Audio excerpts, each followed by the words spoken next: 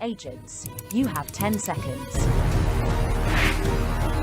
10, 9, 8, 7, 6, 5, 4, 3, 2, 1, 0.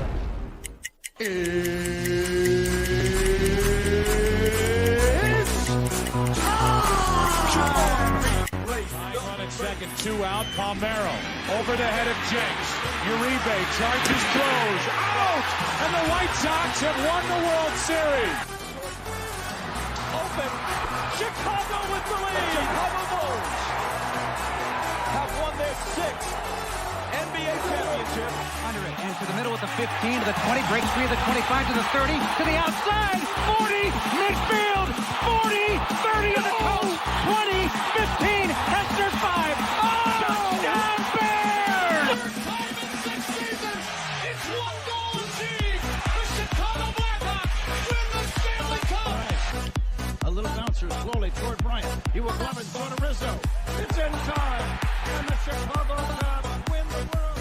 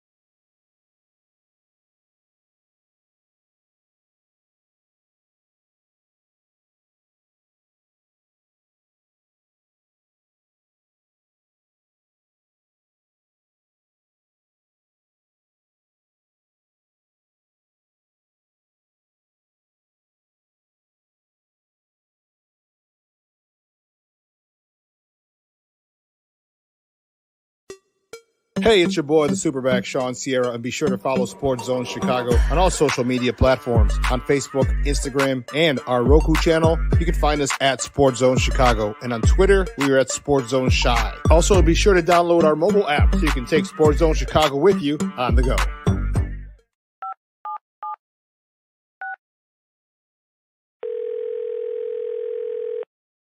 Yeah, hello. I'm really not sure if this is what you all do, but I really don't have anywhere else to turn. Hi. I don't even know why I'm calling right now. I'm sorry. My thoughts are going a mile a minute. My kids are out of state. My buddies from the army are all gone now. I'm really alone. I left the service last year. My mom just passed away a few months ago. I miss so much time with her. I keep getting calls about the bills, and I'm trying to get a job, but I feel so stuck. Okay, ma'am. I'm glad you called. Okay, sir. Let's stay on the line and walk through some things. Thanks. Okay. Thanks a lot.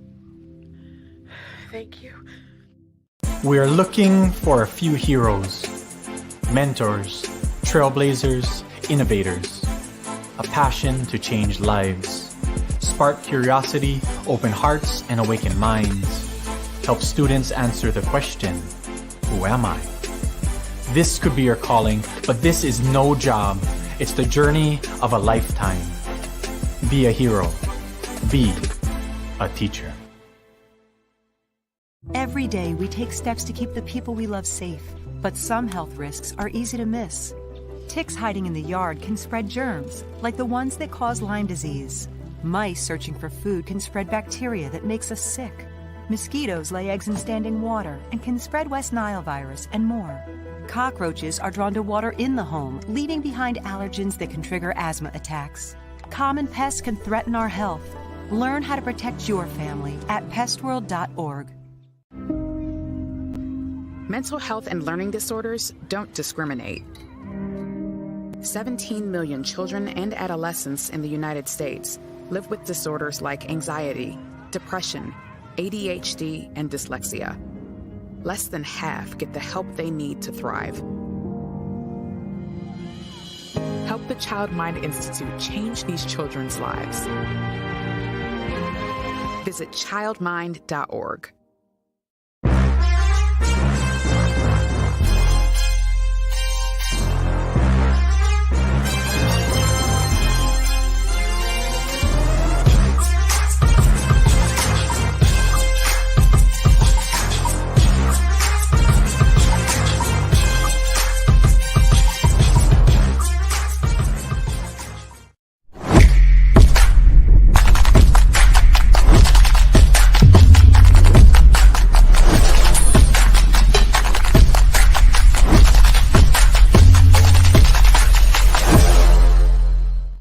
Chicago area kid. A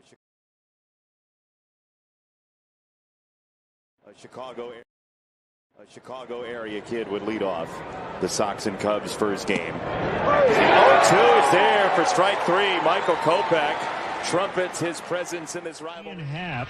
For 1-2. And that is that. Could produce a run. Swing and a miss. The slider mystified him. Yet at all. So can he provide the first one right here? Hendricks to Jimenez, and there's a line shot out in the left center for a base hit. It'll get to the wall, and Eloy trying to make his way to second, and he slides in safely. Andrew Vaughn. Little cue shot first base side. Bellinger collects it, and the Sox get their first run tonight. Welcome back, guys. Can you hear me? Yes, you're good. Are you able to hear me, folks? That's awesome. Sorry, those clips courtesy of NBC Sports Chicago. I don't know what the heck was going on with the audio. Those clips courtesy of NBC Sports Chicago. Can you give me a thumbs up? You guys can hear me? We're all good? I think my guy. Oh, that's what I'm talking about. That's what I'm talking about. All right, perfect. Woo! Took me a minute. You know, these technical difficulties. Well, listen, we have a fun show today for you. Despite the audio issues that we had to start with, don't worry about it. Don't worry about it. We got you. We're back. We're back, baby. Let's see who's on the chat line, and we're jumping already this morning. Part of them were saying, we can't hear you, but that's okay. Cornelius Squalls, what up? Patty Lara, thank you. What up? No, go Cubs. No, they, where they can go. Shorty, what's up, Mr. Shorty? Michelle Walls in the Mickey Ficky house. Armando Lara, don't you blaspheme on here, you son of a gun. Stop it. Stop it. Stop it. Don't even do that again. Levette Lee, she's in the house. Good morning. Morning, God. What's up, Miha? How are you? Thanks for tuning in. Preston King in the house. Good morning. Brandon Schutz in the house. That's what I'm talking about. I love it. And listen, if Armando or if Junior and Patty are in the house, then that means that Armando and Meterio, Lara, the fourth, and Jeremiah are not far behind. Dude, that is awesome. Guys, thanks for tuning in. I appreciate it. And we have a phenomenal show. Oh, my man, Charles, Edward, Bingham, McDavid is in the house. That's what I'm talking about. I love it. I love it. I love it. Thanks for tuning in. But listen, we have an awesome show. Thank you. Thank you, Money. Thank you very much. I appreciate it. Hey, it's my show. Damn it. I could do what I want.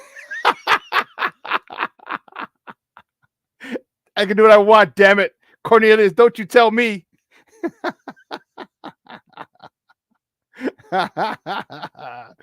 Hey, we have a phenomenal show for you at 9:30. Saul Rodriguez is going to join us. He's from We Are Regal Radio, talking the Crosstown, talking Crosstown Classic. Big win for the Cubs. Michael Kopech started off great yesterday, struck out the side in the first, and trust me, if I was there, I would have been talking so much shit to Cub fans. And I'm glad I wasn't, because, man, I would have ate crow big time. Big time. That was not pretty yesterday at all. But Saul is going to join us at the bottom of the hour. We're going to talk about that. And then where both teams are going. Because the Cubs are in a situation where they're on the fence. They're not quite sure what they're going to do. Are they buyers or sellers? Do you trade Cody Bellinger and get some assets for him and try to re-sign him in the offseason? Do you trade Stroman? Same thing. Or do you keep him and then have them potentially walk away and get nothing for them? So there's a lot going on for the Cubs. So Saul and I are going to discuss this at 9:30. At the top of the hour at 10 o'clock, my man Lester Wilfong Jr., he's editor-in-chief of Windy City Gridiron. And you know what? We are excited. I told you, but there was an old billboard that was on 290 coming in. All right, it's just at First Avenue. So if you're coming in from 294 or you're coming in from the west, all right, heading into the city. So I think it's like in Maywood or something. I'm not sure where exactly what town that is on 290 and First Avenue. And it was a Miller Lite sign. And it said, baseball divides us and football unites us. Okay? Because right now we're in the middle of a civil war. And it's not even close. All right. My White Sox are horrible. That'd be great if they could split today. That'd be awesome. But I digress. We're all football fans. And football season has started. The Bears reported yesterday their first helmet practice. It'll probably just be helmets and t-shirts and helmets today. I don't believe they have full padded practice until next week. I remember hearing it was Wednesday. Don't quote me on it, but I believe it's Wednesday, a week from tomorrow. Or a week from today, excuse me, is their first padded practice. Football season is here. We're all excited, and we have a lot of expectations for this team. And we're going to talk to Lester Wilfong Jr. about that and get his take on it. All right. They're still signing. They just signed Isaiah Ford, a wide receiver. Haven't signed a DN yet. Haven't signed a big name. Or I don't want to say big name. I mean, they haven't signed a defensive end yet. Okay, so we're still waiting for that. And that could happen at any moment, any day now. Houston is the guy that is the person that I've been seeing a lot talk about how it makes sense, how it just works, blah, blah, blah, blah, blah, blah. So we'll see. We'll see how it plays out, because I think this would be that would be the best thing for them, just to, okay, because they didn't get the 3 tech they want, or the I think they wanted to get something. All right, a stopgap, a year contract, a prove it year contract, or a maybe a 2-year deal. All right. So Justin Houston is the name I've been hearing. So we'll see. We'll see if it comes to fruition. I was just looking on Twitter, according to Peggy Kaczynski. She says an NFL source confirms that the Bears are among some of the teams that are interested in Justin Houston. So, very reputable source. And Peggy Kaczynski, she was covering the beat for years, the Chicago sports scene for years. She's back on it now, I believe, and which is good. She was one of the ladies that I really look forward to. I really enjoyed. I respected her work. So, yeah. So we're going to talk to Lester Wilfong at 10 o'clock. Phenomenal show. But let's get right to it, folks. Since we had that little audio incident, we gotta hustle, because 9:30 we got my man Saul Rodriguez coming on. So, guys, you know how we do the first segment of every show. It's called Top of the Morning. It won't come just when you want it.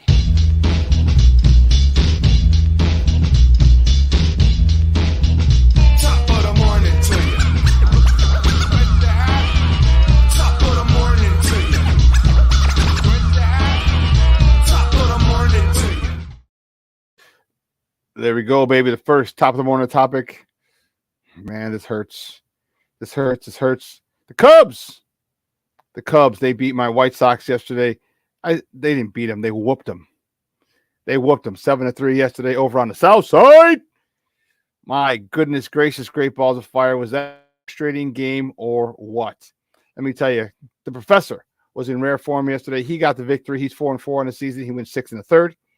4 hits, 3 runs, 3 earned runs, a walk, 4 punchdowns. Dansby Swanson, as you see here on the overlay here, he was 3 for 3, hitting 2 home runs, his 11th and 12th of the season. He drove in 4 runs yesterday. Christopher Morel went back-to-back with him once. He was 2 for 4, hitting his 16th homer of the year, driving in his 44th RBI of the season. Nico Horner, he was 3 for 5 with a homer, his 7th, and his 5th, driving in his 55th RBI of the season. It was frustrating for my White Sox, and it looked good. Kopech looked really good. He started off, unfortunately, he got the loss. He's 4-9 on the season. He started off the game striking out the side in the first inning, so he got the loss. He's 4-9, as I said. He's been 5 innings, 9 hits, 5 runs, 4 earned. Thank you, Tim Anderson. 1 walk, 5 Ks. Eloy Jimenez with a double. He was 2 for 3 with a double, his 13th. Andrew Vaughn was 1 for 4, driving in 2 ribbies. And unfortunately, right now, the White Sox are nice, even, and neat. 20 games under 500. Embarrassing. There's no ifs, ands, or buts about it. There's nothing else you can say. This is embarrassing. And now everybody is talking about just blowing it up. It's time to blow them up. And I couldn't agree more. The only way that I would even consider saying not blow this up is if you bring in a manager here. You bring in a manager who can turn this thing around. But to do that, you're gonna have to give up some power. You're gonna have to give up some form of control, where the manager makes the lineups, the manager makes the calls, and not the front office. And I don't see the White Sox doing that. That's the only way I'd see it. Here's an indictment on them. Here is an indictment on this team, this organization. There's so many people who want players on the White Sox. People are looking. There are so many scouts last night. There are going to be so many scouts there today. There are so many people on this White Sox team that people want. Obviously, Lou Bob, Dylan Cease, those guys are untouchable. All right, but people are still going to ask about them. All right, if you're a GM worth your salt, you're still going to ask about them. and then have Rick Hahn say, you know what? No, they're not on the market, which is fine. There's so many players on this team that other teams want. Why the hell are we not? Why are we 20 games under 500? If there's so many players on this team that people want, you know, if this doesn't show you how important front offices are, I don't know what does. Because they make the decisions. They brought in this bullshit manager, Renteria, and not Renteria, Grifol. I like Grifol. I do. I really, really do. But giving him this underperforming team now as a rookie manager, he's got to make changes. That's a bad recipe for success, and you're seeing that come to fruition. 20 games under 500 with all the talent we have. Yeah, it's frustrating, to say the least. But don't forget, my guy's coming on in a few minutes, and we are going to talk about both sides of town and what their outlook is. Yesterday, the Sky. Man, oh man, oh man. The girls, it's going to be a rough one. I told you it's going to be a rough one. The Sky, they fall to the Las Vegas Aces. Now, that's a super team in the WNBA. The 107-95, Kalia Copper, 37.6 rebounds. Great game, but it wasn't enough. All right, you got stars upon stars upon stars on that Las Vegas Aces team, and it's it's not good. That's all I gotta say. Moving on to the next top of the morning topic. This was scary. Bronny James, the son of NBA superstar LeBron James, who's a freshman at USC, collapsed and had suffered cardiac arrest on Monday at practice. Scary. You know, it doesn't matter who you are, how much money you have, how famous you are, how powerful you are. All that shit does not matter. All right? When your child is in a situation like this. Fortunately, he was at practice. It was a team function, you know, team sponsored event. It was practice. So he wasn't just working out on his own or with some friends. You know, staff was there. He was in the ICU shortly. So he's out of ICU now. He is in stable condition, and it's just glad to see. You know, I like LeBron. I'm not a huge LeBron fan, but this has nothing to do with me being a fan. It has me being a human being. When your son is in cardiac arrest, man, I feel for him. I'm glad for him, for both of them. And just thank the good Lord that, you know, it was a team sponsored event. Like I said, it was practice, and they had the proper medical professionals there to help get him to the hospital on time so they can make sure that he's good. And he is, as I said, he is in stable condition, and just thoughts and prayers go out to LeBron, his son, and his entire family. Well, listen, I know we didn't get to words, and we'll probably do that at the end of the show. It's because of the audio difficulties we had early on. But we're going to take a quick break, and on the other side of the break, we're going to welcome our guest, my guy Saul Rodriguez from More We Are Regal Radio. We're going to talk about this game yesterday. Embarrassing, and some people can't believe. They're like, "Why aren't you at the game? Why aren't you at the game?" I'm like, "Because it's on the South Side." I said, "I'm not giving this organization any more money. They pissed me off. They've underperformed, and they really don't give a shit about us as fans. All right, they've done these things, and unlike your Cub fans who'll still go to Wrigley Field when they don't put a good product out there, I'm not going there." And by the way, thank you for the sellout yesterday. That was the first sellout of the season, Cub fans. We appreciate it. Sorry. But anyway, I was not giving them my money. I'm not. Now, if I get a free ticket, cool, and you're buying me drinks, cool. Then I'm not paying for anything. But no. Anyway, let's take a quick break. On the other side, Saul coming up to join me. Don't go anywhere, folks. Keep it locked right here. Shawn and Maya in the morning on Sports Zone Chicago.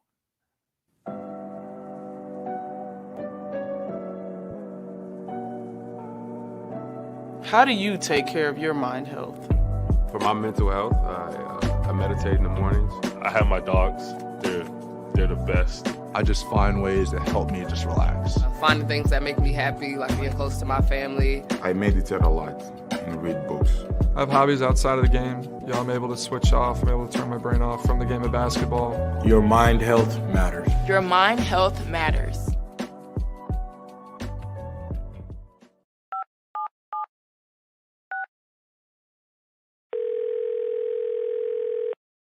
Yeah, hello. I'm really not sure if this is what you all do, but I really don't have anywhere else to turn.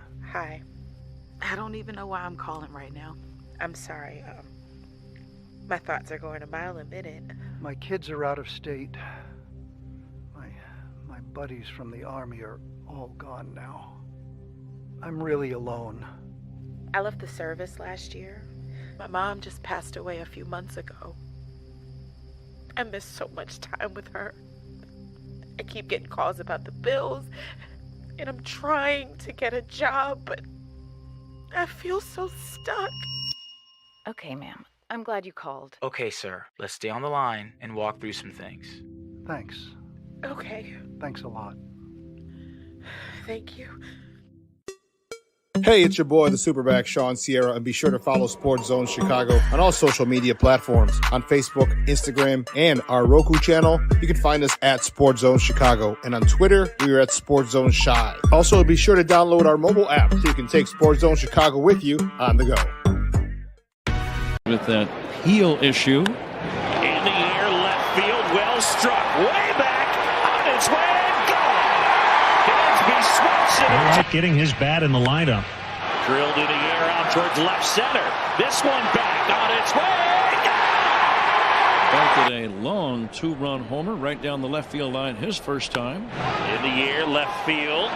Benintendi back. And it's gone. He's done it again. 2 for 2. Show the Cubs 5-1. Nico Horner puts a charge into that one. Left field. Nico having a night. Offense deep. Welcome back to Shawn and Maya in the morning on Sports Zone Chicago. Yeah, thanks, Steve. Thanks. Son of a gun. It's just all home run clips on that one, right? Just all their home run clips. Thanks, Steve. Those clips courtesy of the Marquee Network. And that was the ass whooping and the beatdown the Cubs gave the White Sox yesterday, 7-3. Over on the south side, there's nothing like getting not just losing at home, but getting your ass whooped. Getting your ass whooped by the intercity rival. Not fun. Man, Cub fans were, you know how many messages I got yesterday? Text messages and all types of stuff. And somebody left me a voice message singing "Go Cubs Go." I was like, when I see him to kick you in your baby nuts, I was so pissed. And I couldn't do anything. What could I do? I couldn't even respond. I just left it alone. And he's laughing his ass off today. I know he is. Probably still laughing at it. If he's watching, he's laughing his ass off. But anyway, my first guest, my first guest is the baseball guy. And you know what I needed to talk to a baseball guy regarding this. He works for We Are Regal Radio or War Media. You can find him on Twitter, and it's funny because I forgot his Twitter. You can find him on Twitter as Saul_R26. Guys, it's welcome back to Shawn and Maya, Saul Rodriguez. Saul, what's up, Papa? Good morning. Hey man, good morning. How you doing, man? Could be better if they showed up. Yeah. Oh boy, it was not nice. It was not nice. Yeah, I was frustrated with yesterday's game. And Kopech started off good. Struck out the side in the first. I was like, whoa, okay. All right, hold on, player. I think he came to play today. And the Cubs was like, hold on, hold my beer. And they went to work on him, got to work in the second inning. Your thoughts on the game yesterday? Both for the Cubs and the White Sox.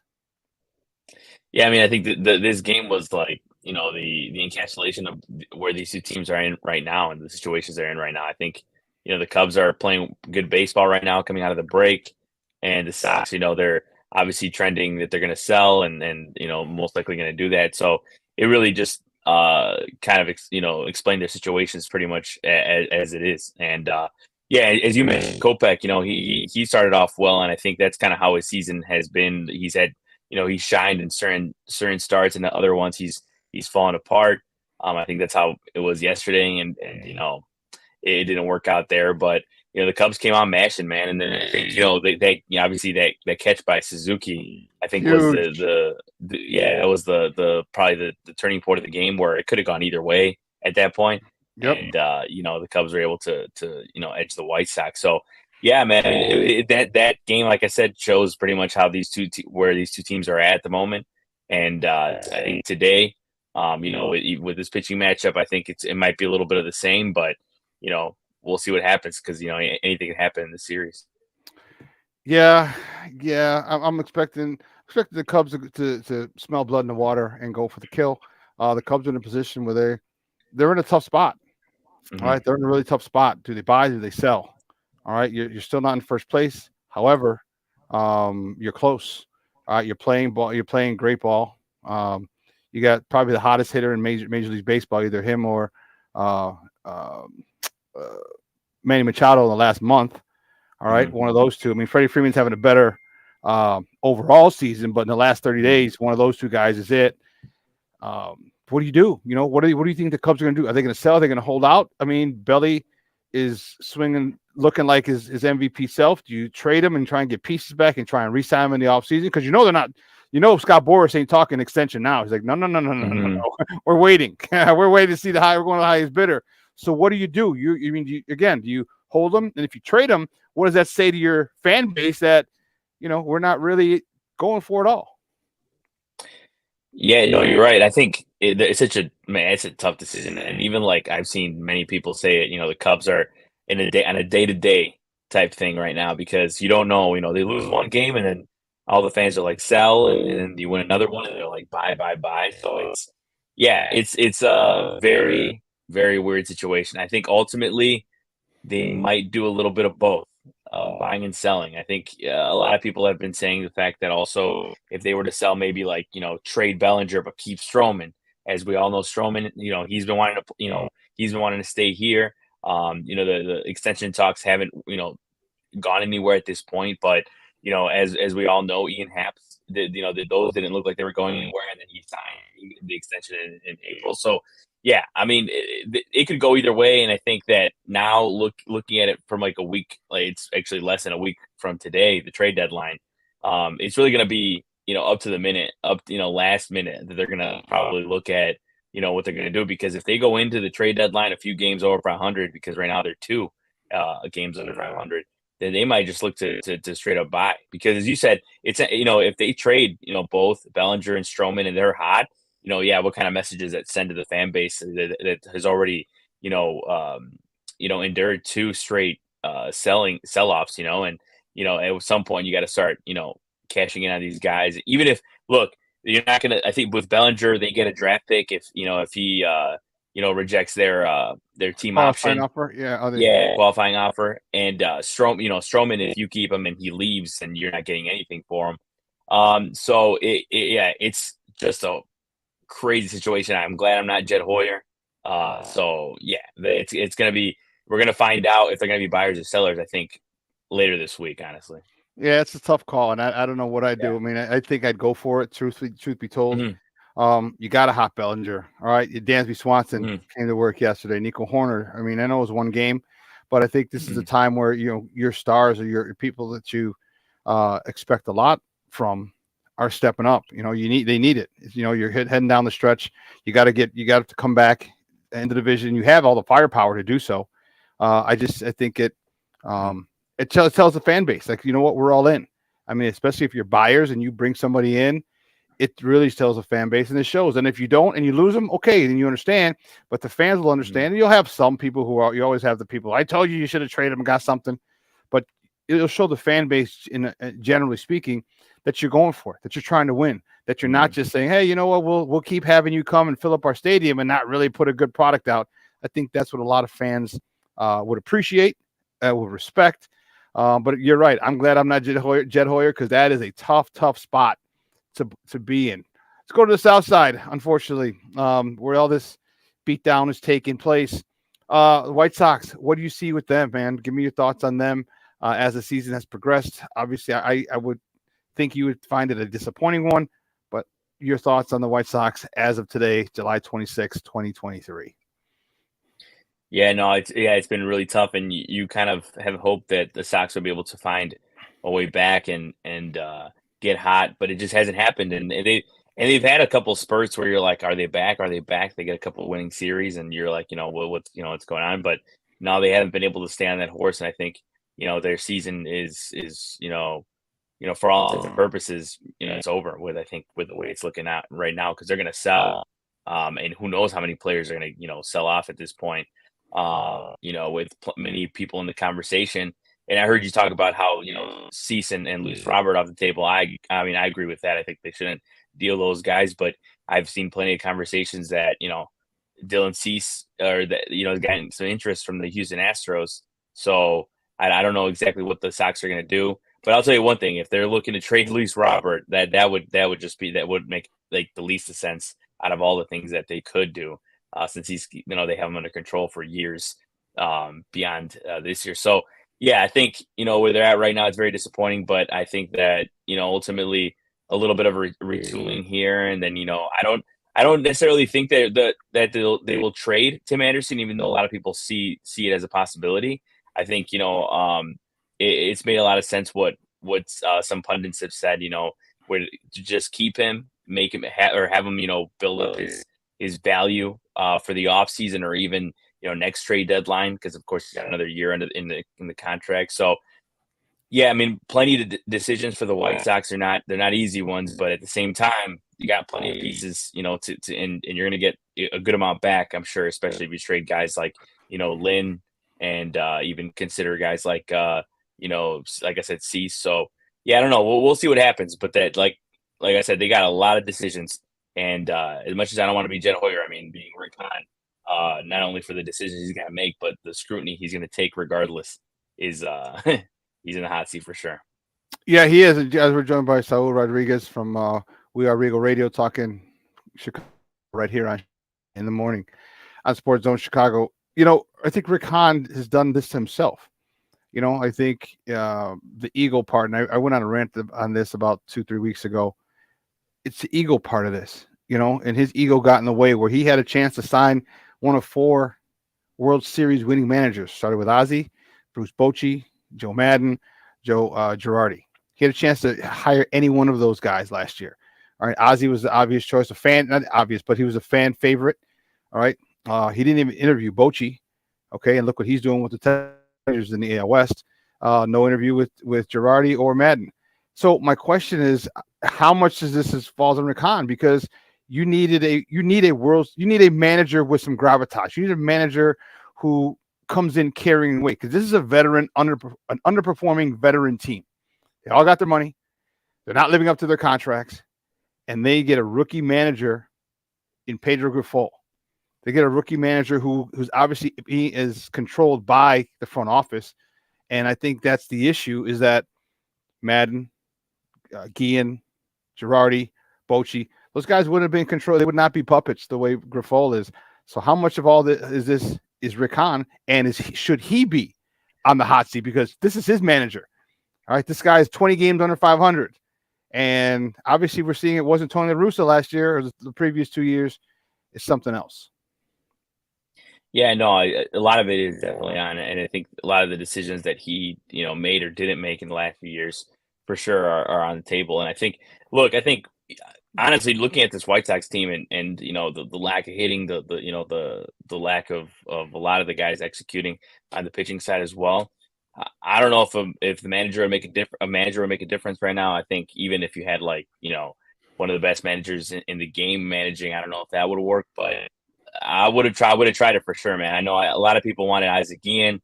I've heard interviews with him, and he was saying from when other times where he's been interviewed. I think he said he might have gotten interviewed by the Padres or other teams. He didn't really like how baseball is played now and how the thought process. So I don't think he's ever going to return. But that would have been, I think personally, just with what the White Sox needed, like a little kick in the rear, that probably would have been a perfect guy to put in there. But yeah, no, it's very much so that Rick Hahn is in the hot seat. I think they're going to definitely look into his contract once the season ends, because man, I mean, there's not much that has gone right in a lot of ways with this team in all shape and form. So yeah, I mean, Rick Hahn for sure is going to feel the heat. I think, even like I said before, no matter what he does, right? Even if he trades and gets some good deals, I think either way, Sox fans are so pissed at him that it's not going to be good for him regardless. No, it's not. And you know what? And my question to you is another one. Just I thought of saw one of my comments my boys made. What will there be a Sox Fest again this year? You know, I personally think that they did not have a Sox Fest because they were cowards. I personally think that they didn't have because they didn't have a Sox Fest because of the Q&A part. Fans would have blasted Kenny and Jerry if Jerry was up there, but definitely Kenny and Rick Hahn. They would have been some tough questions, and there might have been even an incident, like, you know, and because Sox fans were very passionate about our team, and there might have been some very pointed questions. Do you think they might have a Sox? They're going to have a Sox Fest this year because after the 20 games now, what are they going to finish? What if they finish 30 games under 500 or hell 40 games under 500? You think they're going to want to face the music now after not facing it last year? Your thoughts? Yeah, I know that's a really tough look, man. I mean, you're already having a disappointing offseason, and then you tell fans that you're not going to have a Sox Fest. Yeah, that's man. We were pissed like a mother, Hubbard boy. Yeah, I know. And so and then the Cubs had one. The Cubs had their Cub Fest, and we couldn't have one. Oh.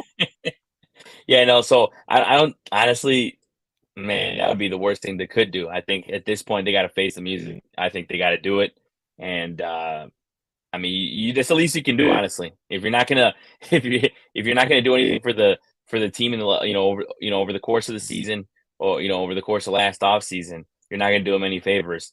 I mean, you gotta do something. Something's got to give, right, with these guys, because they got to answer to somebody, and if they're gonna answer to anyone, it's not gonna be the players. They got to answer the fans, because they're the ones that pay out of their pocket to go to these games, and regardless, so yeah, I hope they do it. Just for the sake of White Sox fans, because they deserve it. I mean, they deserve a lot. They're not getting much of anything from this team.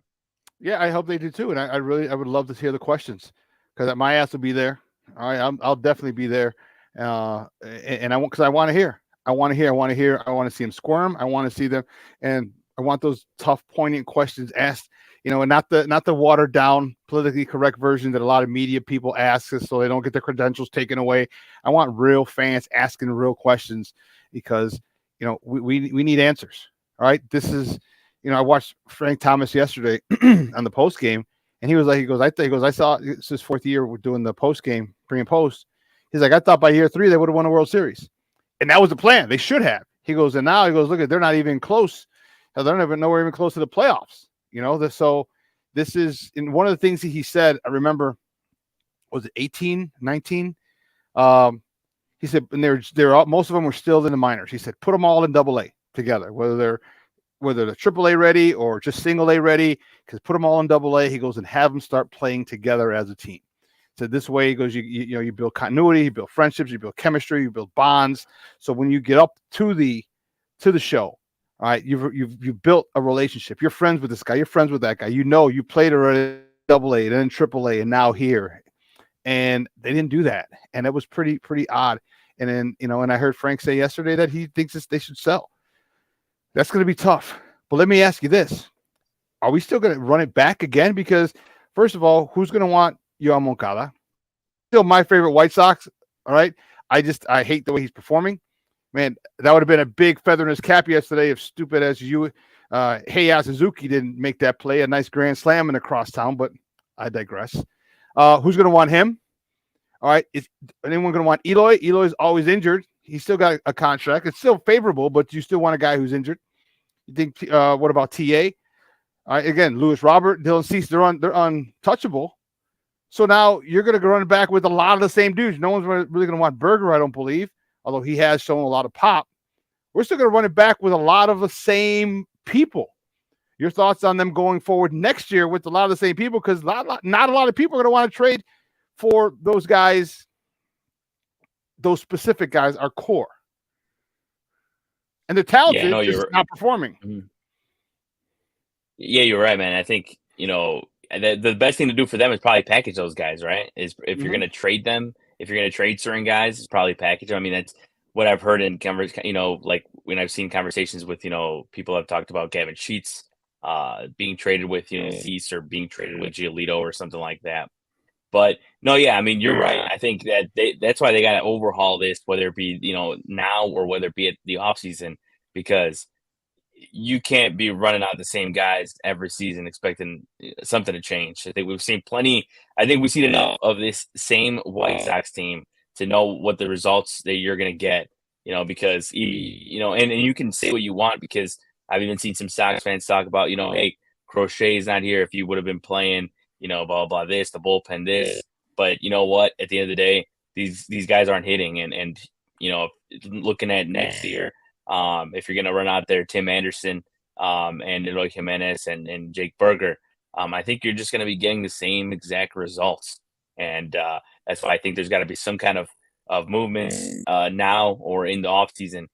You got to change something up. And I think that's why, I don't blame them if they go full overhaul and trade everyone but Cease and Robert, or keep Robert, because it's the same. It's a lot of the same. And I think that if you package up these guys in the right deals, you'll get a lot, and even some major league talent as well, especially in a deal for like a guy like Cease or a guy, So I think they got to make some moves, and a lot of those deals are gonna matter in the the near future. So I don't know.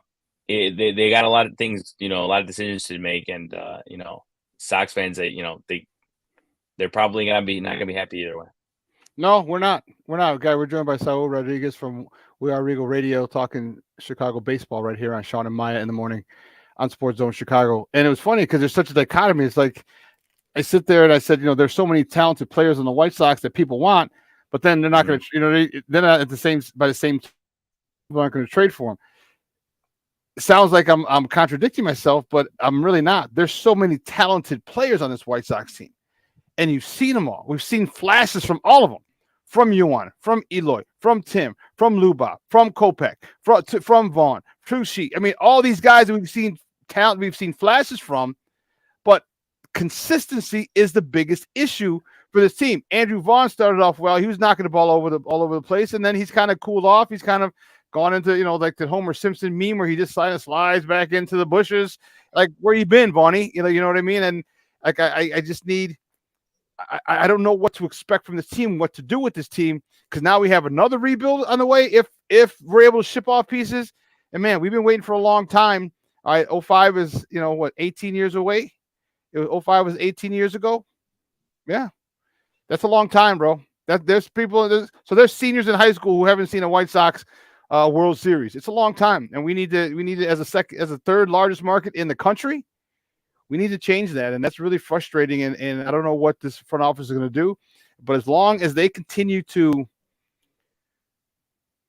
get puppets for their managers, I don't think this thing is going to end ever, because if you start a rebuild now, you're looking at least another 4 or 5 years. So now we're going on, what I say, 18? Now we're going on 23, 25 years since our last World Series. I know it was 86 for that, but damn, I don't want to wait another 86, and I'll be dead and buried at that point. It's going to be frustrating. Who do you think's closer then? The Cubs or the Sox to winning another World Series? The Cubs got a lot of pieces, but some are on one-year deals. Stroman wants out. Stroman's being coveted by a lot of others. Who do you think's closer to winning a World Series? I think as we stand right now, it's probably the Cubs, just because of the pieces they got. Even the ones that aren't on the one-year deals. I mean, with guys like Christopher Morel, Swanson, Horner, they're probably closer. It's crazy to think to me that that they are, because even just a couple of years ago, I mean, even as you're mentioning with the Sox, some people expected a World Series by now, or even in the next couple of years. I was one of those guys. I with my buddies that are Sox fans, I was like, man, 2024, I bet you it's going to be like the Sox and Padres. And look at where these two teams are at right now. The Padres and Sox both have a disappointing season. So, yeah, I think most likely the Cubs right now. But, we'll see what happens with those guys to see if they keep one of those guys in Stroman and Bellinger or whatever. But regardless, they have a lot of guys in the minor league system, I think, that are coming up. They're going to come up real soon, like Pete Armstrong, like Kevin Alcantara. So, they have guys coming up. They're probably, I would say, closer because of the fact that also the White Sox are probably going to trade a lot of these guys, and it's going to set them back. So, yeah, I would say it's the Cubs, but even then, at the end of the day, prospects are prospects, until they're not. So, we'll see what happens with them. But I think ultimately it's the Cubs right now. Unfortunately, Saul, I cannot disagree with you. I cannot disagree with you. This is a win. This is a chance where the White Sox should be, the according to our projections years ago, it should be in the middle of their playoff. It should be where the Cubs were at 15, 16, and 17. You know what I mean?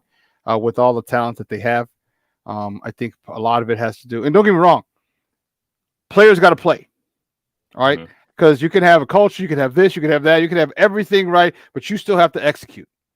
But I also think that the manager is a big part of that. I think the front office is a big part of that.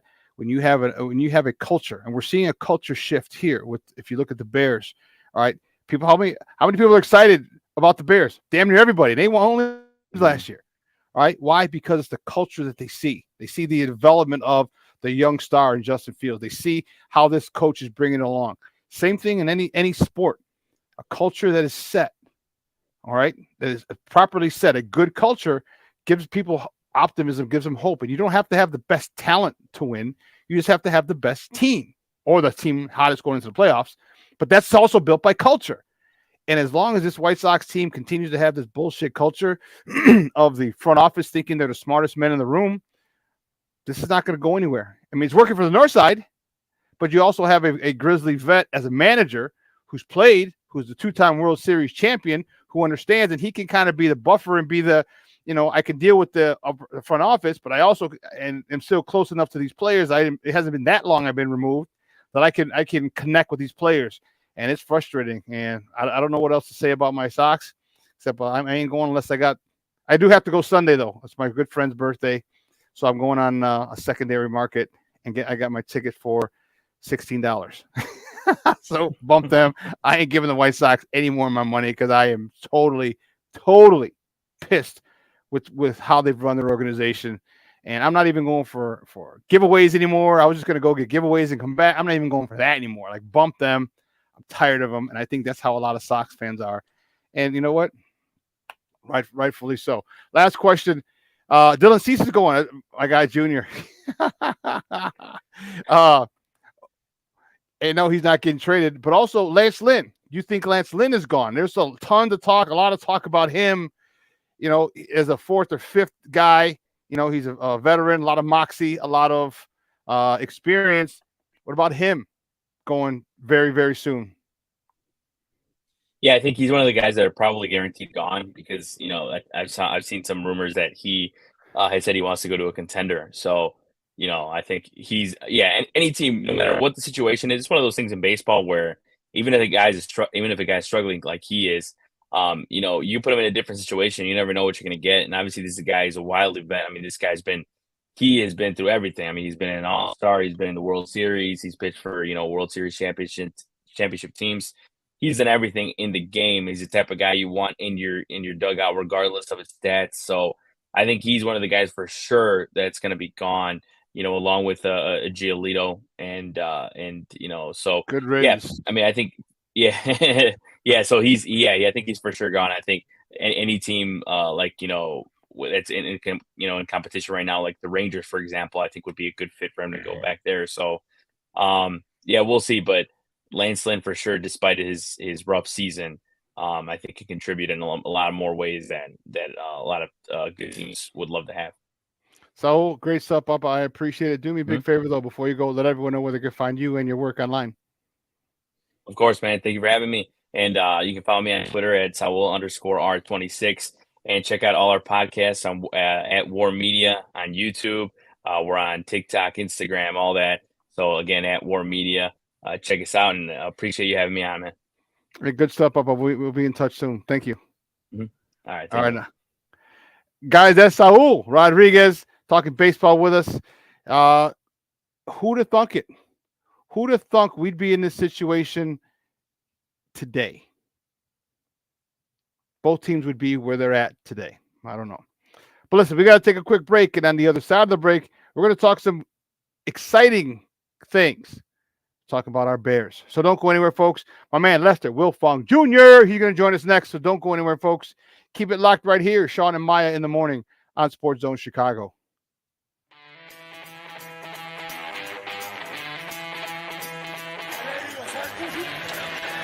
Off the fake. Fields against the grain. Finds Jesse with time. Delivers down the field. And Tom Murray. Still running.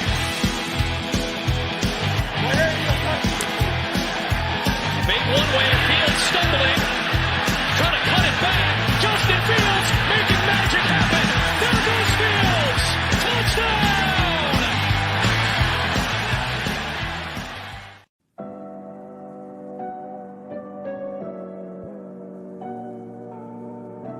How do you take care of your mind health?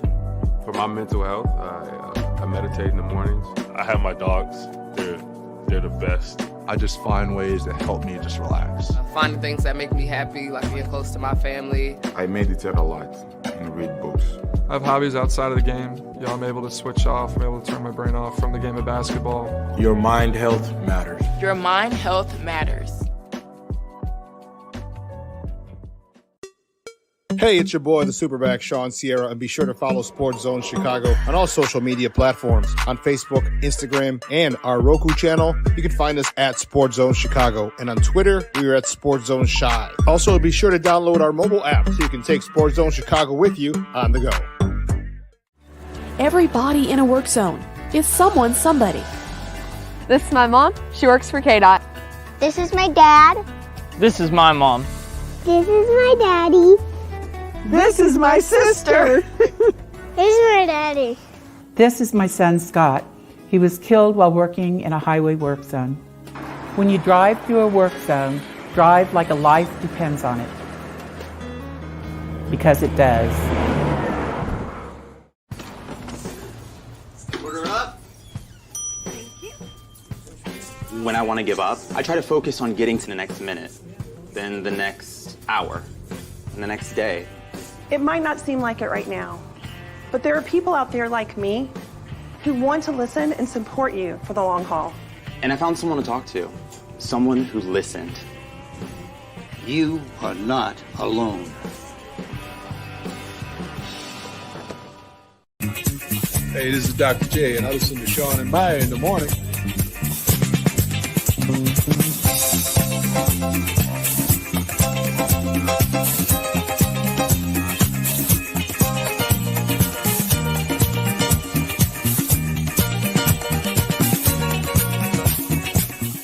You said last week 4,000 yards could be an individual goal to accomplish this season. I mean, yeah. Of course, a Bears quarterback hasn't done it yet, so that would be cool. And with the help of this guy, hopefully I can get there. So yeah.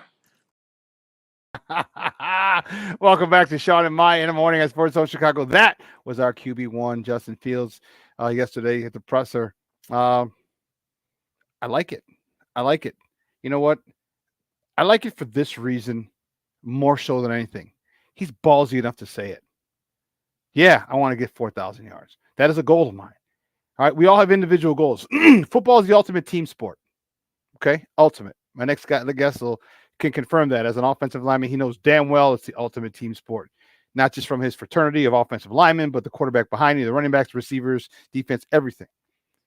But there's also room for individual achievement, to borrow a phrase from The Untouchables and Robert De Niro. Individual achievement before he beats the hell out of the dude with the bat. But that's another story. It's good to put your goals out there. You want to succeed. And let's not forget, all right, as much as football it entertains us and we go, it's money. Follow the money. Justin Fields is going to he's eligible for an extension, okay, at the end of this season. If he comes off of this season with 4,000 yards or pretty close to it, 36, 38, 3,900, man, first of all, they're going to pick up his fifth-year option. Like, okay, we'll give us another year before we'll do it again. But they'll be on a hot seat. I like it. I like the ballsiness. I like there's an air of confidence in this kid, this young man. And I don't think it's teetering towards arrogance. I just think it's very, very, very confident in your ability. We're going to talk to my next guest about that. Man, he's a good friend of the program. He's the editor-in-chief. He's the head honcho over there at Windy City Gridiron. You can find him on Twitter at Wilt Fong Jr. Guys, just welcome back to Shawn and Maya. Our guy, Lester, Wilt Fong Jr. Lester, what's up, Papa? Good morning. Doing good, Shawn. How you doing today? Man, you see, I'm fired up, bro. I am fired up. My White Sox suck, so the Bulls suck, the Hawks suck. Even though they got Connor Bedard, they're gonna suck for a while. It's the only team that's giving me hope, unless you're one of those people on the north side, but we don't talk about them. It's a fun time to be a Bears fan. Camp opens today, and I can't wait to get out there. Hopefully the weather holds up the whole next few weeks here, because last year I had tickets, I think, to 4 different days, and 3 of the days were canceled because of the weather. So hopefully this year the fans are allowed to get out there to Hellsaw and have some fun. Yeah, that'll be really, really cool to do that, to see them, to watch them. Because you know what? As much as they're analytics, I'm not an analytics guy, and I know they play a part in every single sport. I know baseball is really high in them, but there's nothing like the eye test. All right, there's nothing like the eye test. All right, when you get a guy who's has a lot of experience in a specific sport, they got to see him. You got to see him, and you know what? And there's a feel, and you know what? There's an energy you get too when you go there. But there's an energy you get. You see a guy. Okay, I'm impressed by his size. Let me see what. Oh, okay, I see that. You see and you feel a certain way when you, or a certain way good or a certain way bad when you see a guy that you're anxious to see, and you watch him practice. Now look at the stats. Now look at what he did last year in college or with another team. When you actually watch him practice, is that true? You get that same feeling? Yeah, I mean, there's only so much you can get. I mean, as fans going to the camps, it's good to see how they're looking. I mean, we've heard about how they've had a nice training camp. The connection with Justin Fields, DJ Moore has been there. I want to see it, man. I want to see what's going on there. I want to see how the old line comes together. I want to see how Wright looks at right tackle, how Braxton Jones looks over there at left tackle. I want to see how these guys are all coming together as a team, because they're coming off a 3-win team a year ago, but man, the optimism is pretty high right now for Bears fans. It really is, and it's funny you threw the offensive lineman in there first. Such an offensive lineman you are, but you're right. You want to see Darnell Wright, pun intended. So you want to see him. Is he able to handle his teammates, true NFL guys? Braxton Jones, is he able to anchor? That was probably his only and biggest, but still probably his major biggest flaw last year was the inability to anchor. So has he done enough in the weight room this year to be solid? I'm not asking him to be an all-pro. I'm not asking him to be a Hall of Famer. I'm asking him to be solid and let Justin know that his backside is covered. So we're anxious to see that, because if that happens, wow, this offense could be really, really, really good, because he was a great run blocker. That dude could get out and run, especially on those zone stretches. He'll hit that defensive end, get up to the second level. Great run blocker. But if he can pass, block, and anchor, holy cow, that means this offensive line is going to be pretty, pretty, pretty good, especially from the backside. Yeah, I got a feeling Jones will be pretty good. I mean, he was very self-aware of his deficiencies. He was. He talked about it in the offseason.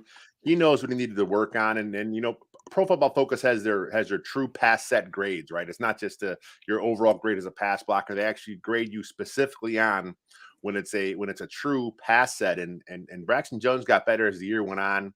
Again, the bull rush was an issue, but his overall technique improved as the year went on. He got better as a pass blocker. So, like you said, man, it's exciting to see how he grows and how he took that off season, because he was strength training, but he was also doing stuff with his technique as well. So I want to see where he is. I do too. Talk to me about this offensive line. Since we started there, we'll stick with them. There's a couple of moving pieces. Okay. Tevin is on the left side. And so which side do you think is better? Because they brought in Nate Davis, who is another guy who's kind of nasty as well. You could be an offensive lineman who's good, really good, even Hall of Fame, and not necessarily be nasty. All right. Nate Davis is good and nasty. All right. Darnell Wright has a mean streak in him. We've seen it in college. We saw they had to tell Tevin, you cannot put people in the third row. Sideline is fine. Third row, a little too much, kid. Okay. He's a great run blocker. We just talked about Braxton Jones being a great run blocker. Which side do you think is going to be the better side to run, left or right, coming up this season? Yeah, I think probably the left side, which is a little bit different. Old school football was you want to run. Most teams are right-handed. You run to the right side. That's old school football. That has really changed. Through the years. Teams don't want to show their tendencies, so they kind of mix it up. But the way the Bears are lined up here, with Wright when he was in college, his pass blocking was outstanding. His run blocking was more consistent. So I think he needs to clean up some of his technique there as a run blocker. But you said the left side, man. Tevin Jenkins, Braxton Jones, those guys are maulers. I like Tevin Jenkins going to the left side. You talk about muscle memory for these players, and Tevin Jenkins, yes, he played last year at right guard, but he played the left side a little bit in college. He played the left side a little bit with the Bears the first season. So that muscle memory, it's starting to get really ingrained in him last year. But the fact that he's had the entire offseason to kind of get over there, he's used to what he's doing now on the left side. He'll have all training camp now here. So it should be exciting because Tevin Jenkins last year was really good. I mean, he was really good as a first-year guard. And I think he'll be even better now that he's settled in. And he knows. I mean, it seemed like he didn't want to be a guard last year. There was some drama. Who knows the real behind-the-scenes story? But at some point, he bought in. At some point, he started mauling dudes. And then this year, man, of course, he's all bought in at left guard, and let's go. That's a great point. There was some resistance. But once he figured out, look, this is where you're going to play, and I'm assuming, of course, because we don't know, like you said, but I'm assuming that that's probably what happened. Like, I want to do this. Like, all right, well, then you're going to sit your ass down. All right, you're going with the second team. He's like, okay, uncle, uncle, I call uncle. I'll go to the left, to the guard, and he showed out. I think he took his anger, his frustration out on the field, which is great. And he wasn't undisciplined, which could be a big problem, especially if you're playing under circumstances that you're not exactly happy about. He was disciplined. He played to the echo of the whistle. Okay, stopped immediately, came back, did it again. I really like this kid. I really think this guy could really push for All-Pro status. This year. And if his pass block and his run block match up this year again, he just might. And that is huge when you have an offensive lineman and hopefully a couple more, but at least one offensive lineman making it to the Pro Bowl, whatever that's going to be this year, or being named All-Pro. That's a huge thing for a team. Yeah, definitely. I mean, he has All-Pro potential, obviously.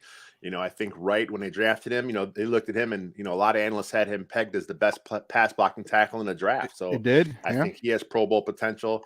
And I know we talk about, trying to, be chill on the Braxton Jones hype, but man, I really liked what I saw at him last year. I think he has, I don't think he'll get there quite this year, but, you look at his size, his athleticism, again, we talk about it, his one issue was the anchor. That's fixable. That's fixable through technique and through strength training. So, I'm excited. I mean, this O-line, they have a chance to go from one of the worst units last year in all of football to, possibly a top 10 unit this year. Top 10. Okay. I definitely give them top half. Easily top half. But I think with depending on how well they gel, they could be top 10. And I think that's a huge thing. And if this offensive line goes from where they were last year, okay, to top half, it got God willing, top 10. Talk to me about what that's going to do for that guy, Justin something or other, who we heard talk. But more importantly, the running game. Because we got 3 stud running backs, they're all fighting for something different. All right, you got Khalil Herbert, who's like, oh, shit, I got a veteran, Deontay Foreman. I got a rookie. He's fighting to stay relevant. You got Deontay Foreman, who's like, look, I'm fighting for a job for another contract. And you got a rookie, like, I'm fighting for respect. So you got 3 guys who are hungry. First of all, hats off to Ryan Poles for getting 3 guys who have their own reasons for being hungry and adamant about doing well, but also getting this offensive line to the point where, wow, we can do some stuff. Yeah, I mean, the O-line, like you said, was a good run blocking unit last year. So if they continue building on that, the Bears they lost David Montgomery, but I think the running back room is in a better place as far as running the ball this year.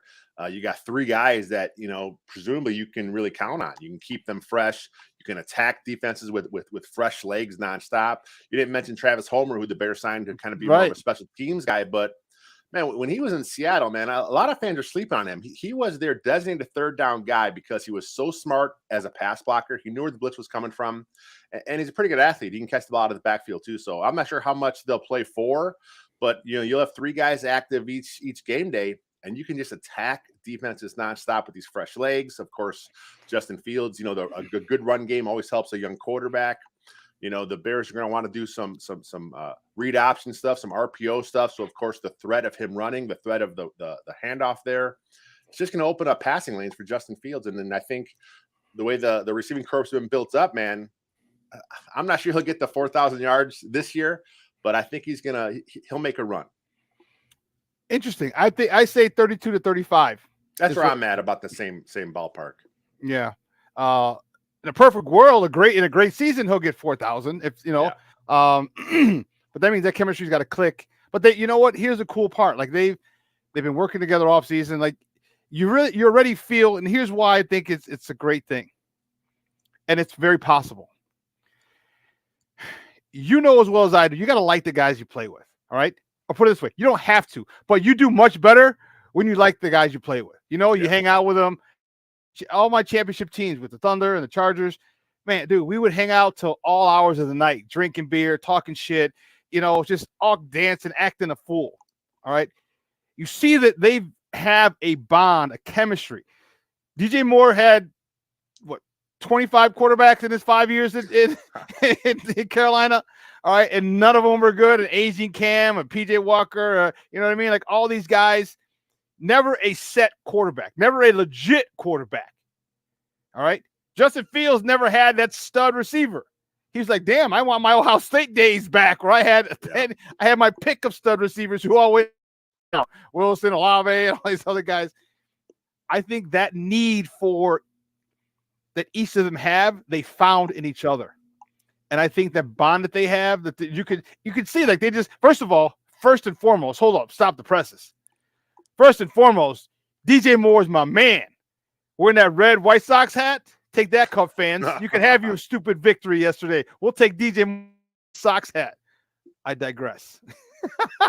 I think that the needs that each of those guys was looking for, they found in each other. And I think that's what's really going to make this duo really, really, really potent. Yeah, I mean, they've talked about it this whole offseason, the chemistry they have, how it took them a while to get there. But I think maybe a blessing in disguise having Mooney and Claypool missing a lot of the OTAs and the minicamp, because that gave Justin Fields more time to really focus on DJ Moore. You don't want to see him force feeding the ball to his top receiver, but the fact that they needed that extra time to kind of get the chemistry built, and you kind of saw it in the clip you played in the open there with those guys at the press conference, how they're they're having fun with each other. So he's a legit number one, man. Like you said, Teddy Bridgewater, Kyle Allen. I mean, Baker Mayfield. I mean, he has not had a legitimate quarterback in front of him. And yes, Justin Fields has to prove he's a legitimate passer in the NFL. But I think that's one of the reasons why he was voted on the NFL's top 100 list, because players know, man. The players saw who he was in college. The players know it's coming. They realized what he had to work with last year, and he still was, had some success. So I think it's coming. I think he's gonna have a nice year as a passer this year. I think the running will still be there. They may not call as many designed runs this year, which I think is good. Let him get his rushing yards off scrambles, because he's electrifying. Yeah, and talk to me about him. All right, DJ Moore's not gonna be his only guy. All right, he can't throw. I mean, I hope it's like Cutler and Marshall, because man, that was fun back in the day when Cutler's like, you know what, he's triple team. Marshall's going to come out with it. And he did. Yeah. And he did. We were just like, this is what a true number one receiver looks like. Yeah. But he's got some other guys who are extremely talented as well. Talk to me about Chase Claypool. What the hell was all that situation with he's on the PUP list? I was pissed. And then, you know what? We're just kidding. Psych. What do you think that was about? 24 hours on the PUP list. I mean, you look around the league, several teams did that with guys. It's more of a transactional thing. I think it may be something where the Bears just had to do it because Chase Claypool did not practice during OTAs and the veteran minicamp in June. So the last time the Bears saw him at Halas Hall, he was unable to practice. He had since been cleared. Chase Claypool actually reported early. He didn't wait till vet report day. He went into Halas Hall early. So they had a chance to look at him. They put him on the PUP list for a day. I wrote about it at the site.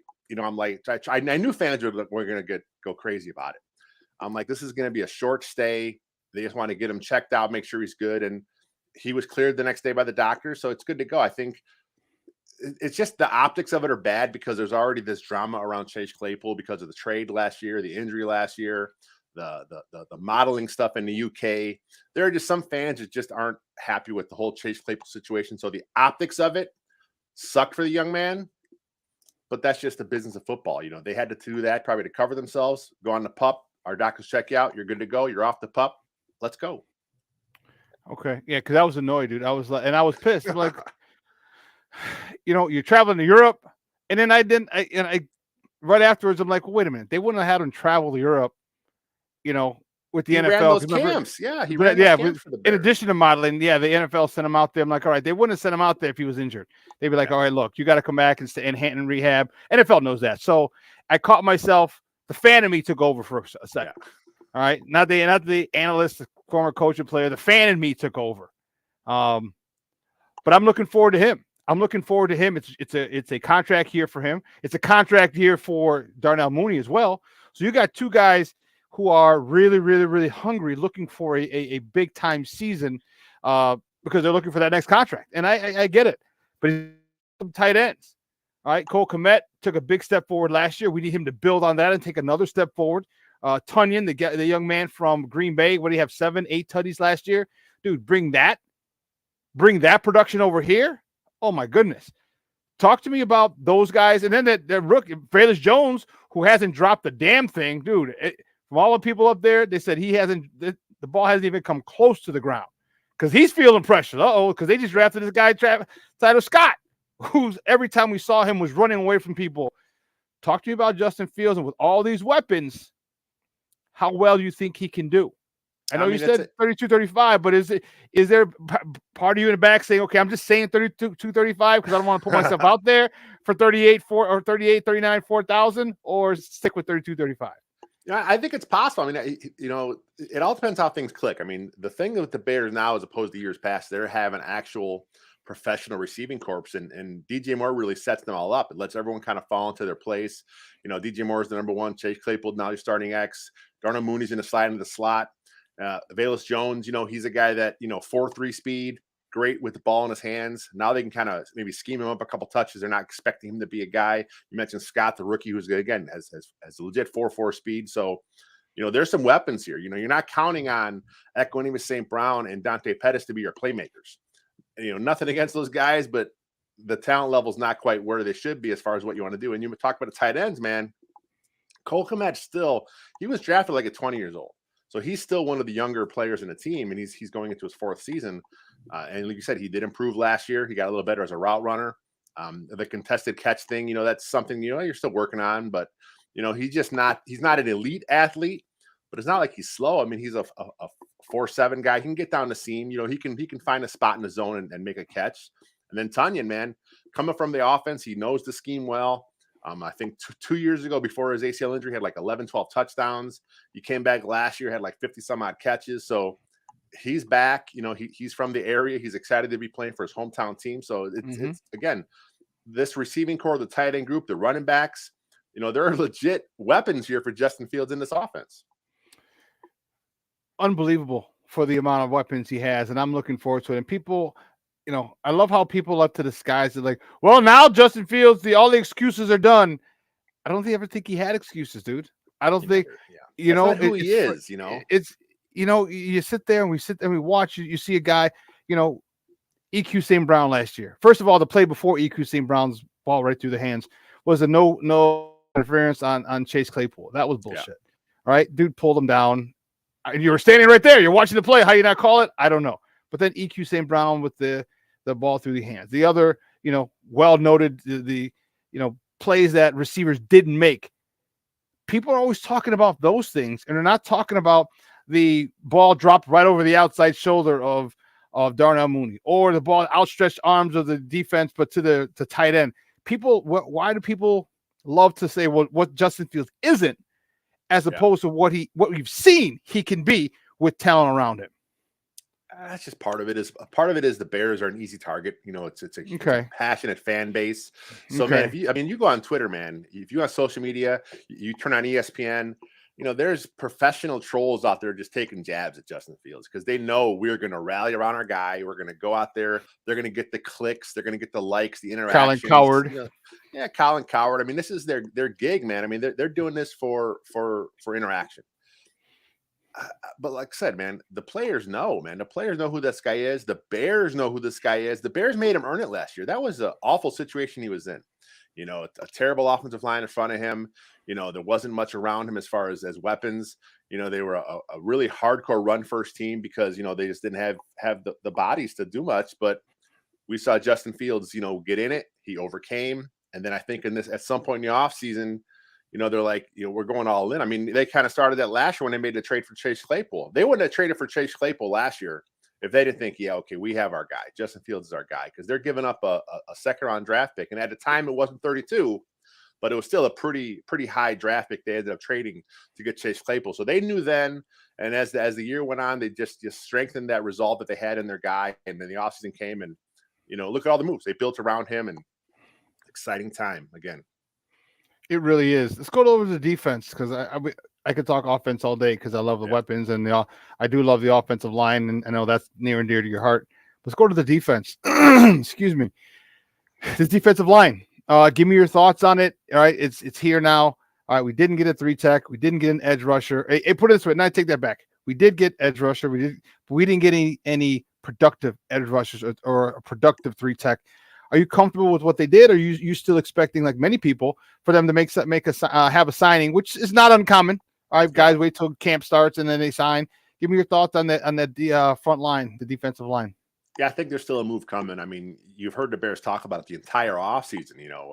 Yannick Ngakoue is a guy that's out there. He's been linked to the Bears recently. Justin Houston has been linked to the Bears recently.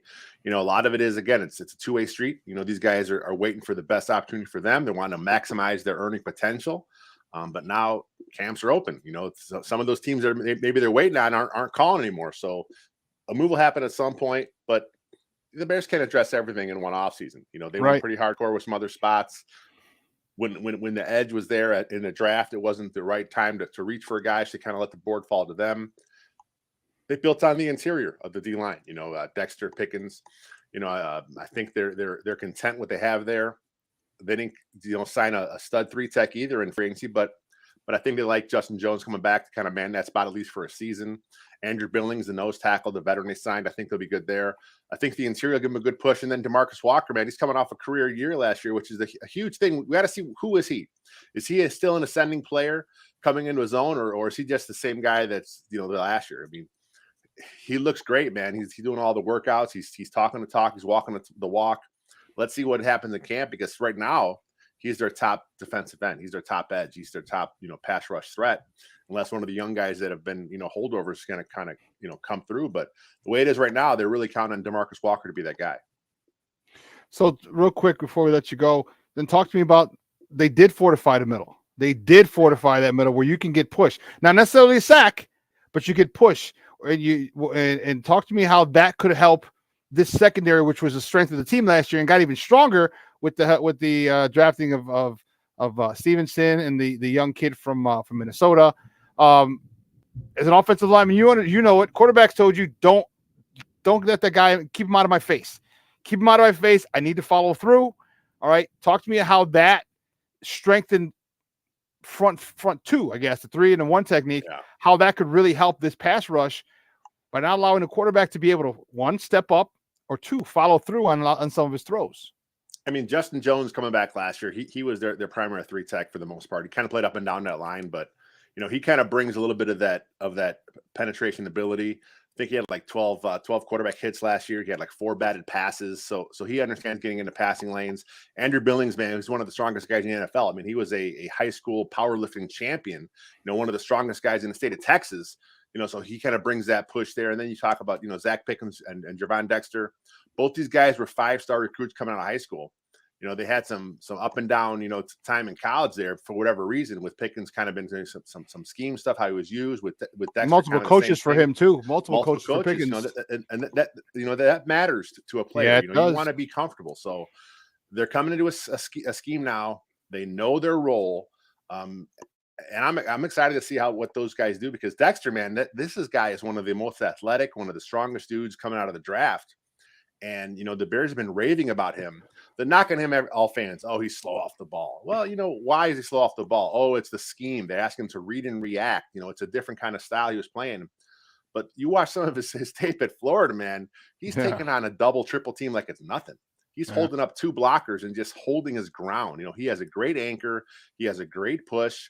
You know, it may take him a little while to kind of get used to the Bears scheme. You know, they want it to be a more of a one-gap penetrator. Penetrator, yeah. But it's there, man. I mean, he has all the upside in the world. So it's, you know, and then of course you push up the middle, you get the quarterback off his spot, and now maybe DeMarcus Walker, who's not the fastest edge in the league, but he's fast enough to get around her if you get the quarterback off his spot, and now you're picking up sacks.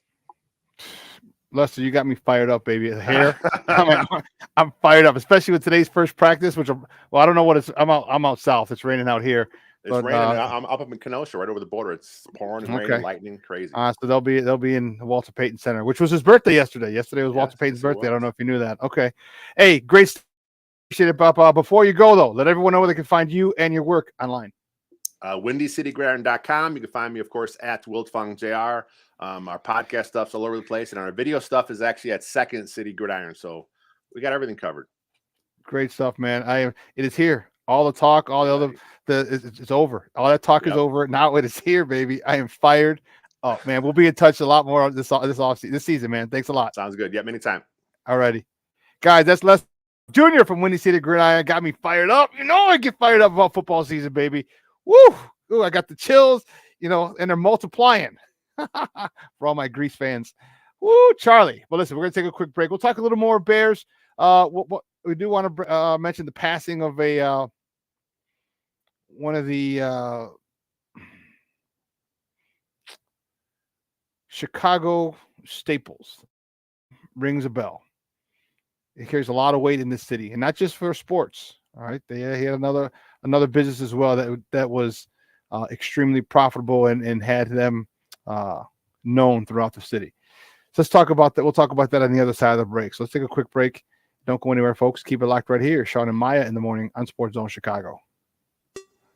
Hey, it's your boy, the Superback, Shawn Sierra, and be sure to follow Sports Zone Chicago on all social media platforms. On Facebook, Instagram, and our Roku channel, you can find us at Sports Zone Chicago. And on Twitter, we are at Sports Zone Shy. Also, be sure to download our mobile app so you can take Sports Zone Chicago with you on the go.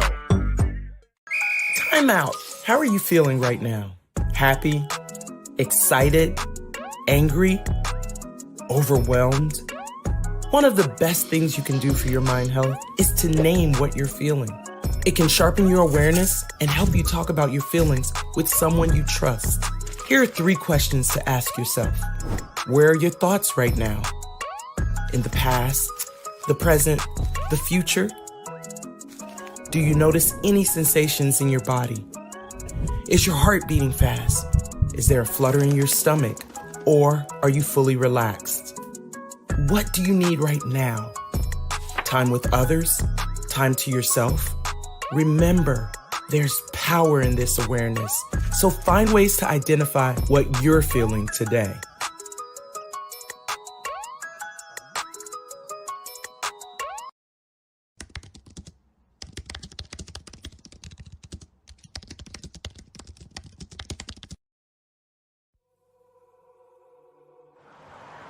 At a time when the news seems as subjective as the partisan politics dividing this country, independent professional journalism has become a resource people need to get the honest and accurate information for their lives. That's why I created JQuiltonReports.com.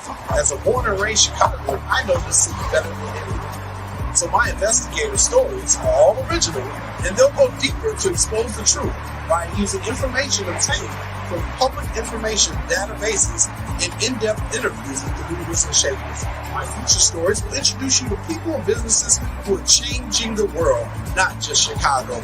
My missing person stories will spotlight those who you don't hear about in the mainstream media who are often overlooked. If you want to hear my personal views on things around the world, check out my blog site, which is based off of factual information and my life experiences. There's also past episodes of my weekly sports podcast show, What's Up Cuz, that I host with my real-life cousin, Lance Irvin. So if you're looking for all this information and more, check out jcoynereports.com and follow me on Twitter at jcoyne. Every day, we take steps to keep the people we love safe, but some health risks are easy to miss. Ticks hiding in the yard can spread germs, like the ones that cause Lyme disease. Mice searching for food can spread bacteria that makes us sick. Mosquitoes lay eggs in standing water and can spread West Nile virus and more. Cockroaches are drawn to water in the home, leaving behind allergens that can trigger asthma attacks. Common pests can threaten our health. Learn how to protect your family at pestworld.org.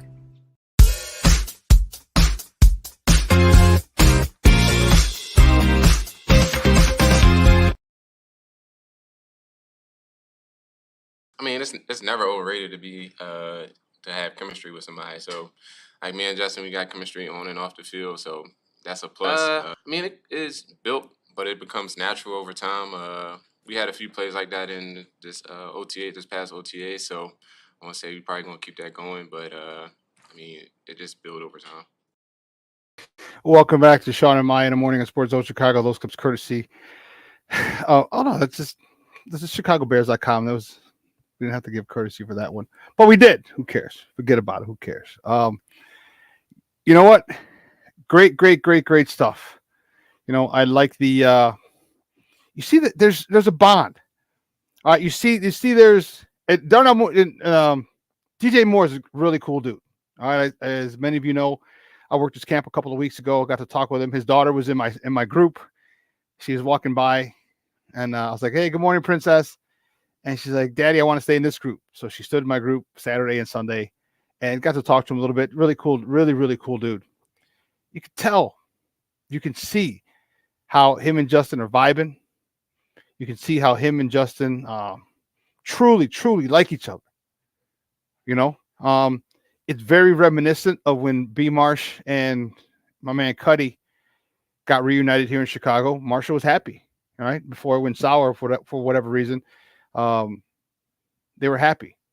As I was talking to Lester, those two things that they were lacking. Okay, DJ Moore with a stable, legit quarterback, Justin with a legit number one receiver. They found that in each other. All right, they found that in each other. Hey, one of my best friends. All right, my fullback, Mark Micah. All right, same thing. You know, I get it. You know, like I had. There's so often I had Tony Bell as well. He was bigger than me when I was with the Chargers, but I didn't have him my entire career, my entire stint with the Chargers. So I had younger guys, smaller guys than me because I played at like 210, 215. All right. I have a 185-pound guy blocking for me, and it's like, when I got to the Thunder, my guy Mark Micah, well, the guy was like 240. 250, and as he likes to say, he's light on his feet for a fat kid. So I had a fullback that could move. I had a fullback that could move. I had a fullback that can make shit happen, and it was fun. You know what I mean? It was great to see. I finally had someone that I could vibe with, and he and I are best friends. I was the best man at his wedding. Okay, his kids like my guy Junior. All right, they call me Uncle Shawn. And it's great. It's great. And you see that. I needed a fullback I needed that piece. He needed a running back who if he missed a block or as long as he got a hold of a guy, running back was going through. This is what Justin Fields and DJ Moore seem to have. All right, they seem to have with each other. And I'm excited. And, a lot of people say, yeah, you're just homers and this. And she already, you talk about, you're saying, you're kidding. And some of it's true. Some of it is our own thing. But also, I look at it, for the most part, I try to look at it from an analytical eye. Okay. But this is going to be a year that I would be surprised. I will be surprised if the Bears don't win 10 games. And don't get me wrong, Detroit's much better. And I know I always tease about Detroiting themselves. They start off the season, but when they get better, like Detroit's going to be good. All right. That's if we use the same logic that, everything that I'm talking about with Justin and second year in the system, blah, blah, blah, blah, blah. Yeah. Well, you know what? Detroit, they're in their second or third year in their same system as well. Jared Goff is getting back some receivers. All right. The defense the culture that Dan Campbell has built up there, it's something to be concerned about. Something to definitely be concerned about. I mean, we'll cross that bridge when we get to it. But sticking with my Bears, I love it. I love it. You know, I love what they're doing. I love this thing. I love the competition. And notice all the positions that I talked about. You got guys fighting. Except for Justin Fields. He doesn't have to fight. Justin Fields needs to get everything together. He needs to sew everything up, smooth everything over. That's what he is. He don't need competition right now. He's a dude. But offensive line, you got people fighting. You still got the Tyree Carter. You still have Alex Leatherwood. You still they drafted the Gabe Hewer. You have other guys who want to play. You know, Doug Kramer, the center out of Illinois, they drafted. He wants to play. You got guys fighting. And I think and Ryan Poles talked about creating competition, and he's done it. Here's another thing he's done that he said he was going to do. And I know that's foreign to us Bears fans. I know that's foreign to us, but this dude, when he says he wants to do, he does. He follows his approach. And remember, he's adamant about doing that. F you, this is my plan. And I'm sticking to it adamantly, regardless of what you think. And he's done it. In the secondary, he's created competition, but not only created competition, he's created depth. He's insulated himself in case they can't sign Jalen Johnson or any of the other quarter. You got young quarterbacks who will have a year in the system. So when they come back the following season, they're familiar with it. They can take a step forward because now they're not learning a new system. They're comfortable in the system they're in. He's got that in the secondary. He's got that in the defensive line. He's got that with the linebackers. You know, and these linebackers are signed through the next couple seasons. So it's not like they even have to fight. They have to fight because, I mean, they're going to start, the guys they signed in the offseason, but you got Noah Sewell. You got Jack Sanborn. You think they're happy now that they're going to be, or especially Sanborn, you think he's happy that he's going to be second string? Because they very rarely play with three linebackers, mostly in a nickel. So now he's got to fight. Ryan Poles and Cornelius and Eberflus have done a phenomenal job. Mostly Ryan Poles. Eberflus was setting the culture, phenomenal job. Poles was drafting the talent, getting the talent in here, phenomenal job. Phenomenal job. What are you saying here, Nomad? Several moves coming up as camp ensues. Flus become more confident in what they see in camp. It's possible. The swing for the fences trade. I think we might see that next year, but I do think there are more moves coming. I do think after a week or so, we have to wait longer because you don't really see anything in camp now until we get the pads on, which is next Wednesday, I believe. Do not quote me, but I believe it's next Wednesday. So if they do that next Wednesday, you know, say by next weekend, say next Saturday, like you see a guy Wednesday, Thursday, Friday, and Saturday, Wednesday, Thursday, Friday, Saturday. You see a guy 4 days, and like, okay, I don't feel like this guy's going to take a step forward. It could be wrong, but usually not. Then they might make a move. Or if they feel like, oh man, we got this guy, I think this guy's, then maybe they make a move and say, we'll add. Dude, are you reading my mind? Are you reading my mind? Because someone had mentioned him last week. I want to say Thursday or Friday. I'm like, dude, that would be great. Get a Danielle Hunter. That would be great. That would be great. But yeah, if they did, ooh, Charlie. Yeah, that'll instantly upgrade this defensive line. Instantly. And then with all the youngsters they got too, they could. You know, the one thing that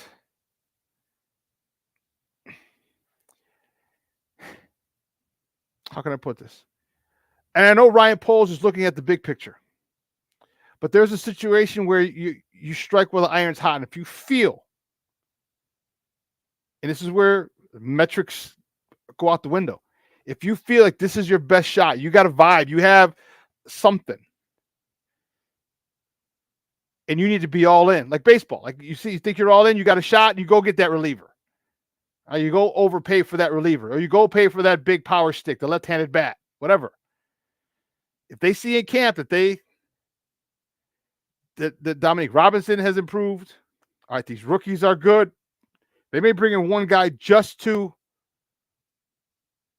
add, because if you have the one thing about defensive linemen, they got to stay fresh. So you're going to rotate them. And when you rotate these guys, if the drop off isn't that drastic, there's a problem for offensive linemen. There's a problem because offensive linemen don't rotate a lot. Okay? And if they do, they damn sure don't rotate as much as defensive linemen do. Okay? There's a lot of different, and when you rotate, all defensive linemen are different. So one guy you might have to deal with his strength. Can you deal with that? Or another guy you might have to deal with his speed. Can you deal with that? Another guy you might have to deal with explosiveness. He comes off the ball really, really, really well. Can you get that? Some guys will have the whole package. You got to deal with strength, speed, and explosion. That's a big problem. And when they keep rotating, you got to go back to focusing on speed. You got to go back to focusing on power. You got to go back to focusing on strength. You got to go back to focusing on all of them because this guy's in. It's a big issue. It could be a big problem for linemen. I am excited, to say the least. I'm very confident in Ryan Poles' ability to assess talent. And trust me, just because one guy doesn't make it doesn't mean he can't assess talent. There's no GM in the history of any sport that has drafted a guy, signed a guy as a free agent, or traded for a guy that the guy did not pan out the way they wanted. There's no one. No one is 1,000% as a GM. So before people come at me like, oh, well, this guy traded for him, he sucked. They traded for him, he didn't do well. Okay, that's part of the game. That's part of the game. He's gonna have his misses. He's gonna have his hits, and his hits have to be so much bigger than his misses, so that you forget about the misses. Forget about the players that didn't live up to the expectation or the standard that we wanted to have them to have here. Cornelius, I am along those lines too. I think that run game, and I think that's so important. I think that's so important because if you stop one thing, you have to stop the run. I think if you don't stop the run, you're screwed. As good as the defensive secondary is, if you know it's coming, it's a passing down, and you can't stop the run, you don't know if they're going to run the ball. You don't know if they're going to play. If they play action, you're screwed. If they play action, you're really, really screwed because now you have to honor the run because they've been destroying you. And oh shoot, it's not a run, it's a pass. Now you got lanes that are a lot wide, a lot cleaner, a lot wider, and it doesn't do anything any good. I think stopping the run is going to be huge. If they do that, they can work on some other stuff. And I think they can dial up some pressure some other ways. So it's going to be interesting as this moves on. One of the things we didn't get to talk about in the top of the morning segment that I did want to talk about,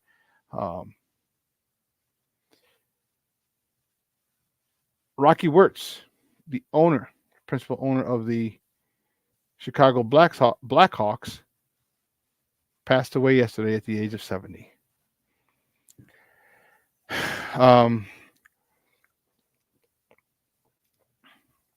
This is Bill Wirtz's son, the original owner of the Blackhawks. He was a forward thinker. All right. Him and his dad thought differently about this franchise. Okay. I don't even think his dad's body was cold before he decided to put all Blackhawk games on TV.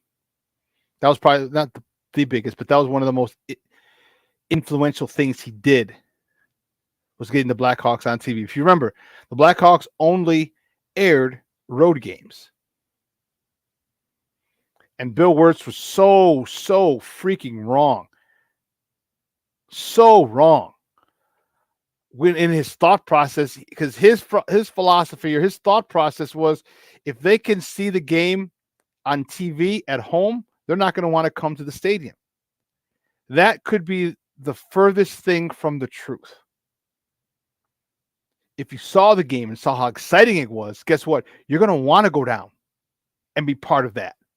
Rocky Wirtz, his first move was getting all Blackhawk games, getting their home games on television, which is why they had that sellout streak for how many years? 7 years, 10 years, something like that. Let me find it because I don't like not knowing. That was his first move.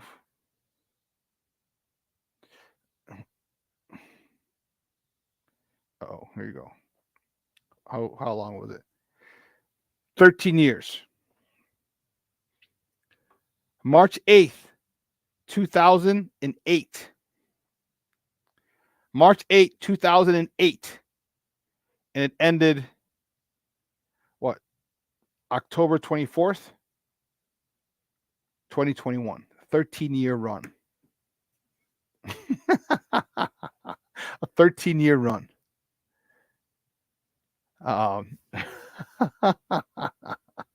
That was insane. A 13-year run of complete sellouts. And the thing about it, they delivered. They brought you 3 Stanley Cups. It should have been 4. Okay. They opened hockey to a culture, to cultures that weren't necessarily into hockey. All right. We all saw that the one black guy that was walking down the street, and it was a morning interview, and where he said, man, he goes, the Blackhawks got black people watching hockey. And they did. Bars were loving it. My guy Eddie over on Output loved it. And he's right down the street from the United Center. So they were packed. He had the horn. Every time they scored, they play the horn. They start playing. Oh, Jesus. Well, I can't believe that I can't remember the name of their song. I can't think. What's the name of the? I can't even think. It's been so long since they've been in the playoffs. I can't remember the name of the song, but they were throwing that. You know what I mean? And it was fun. All right, he did a great job. Chelsea Dagger. There you go. That's the song. The Chelsea Dagger song. But by the same token, you have to. It wasn't all good. All right, he was at the top when the whole scandal came out. Sexual abuse scandal. Okay. And how he didn't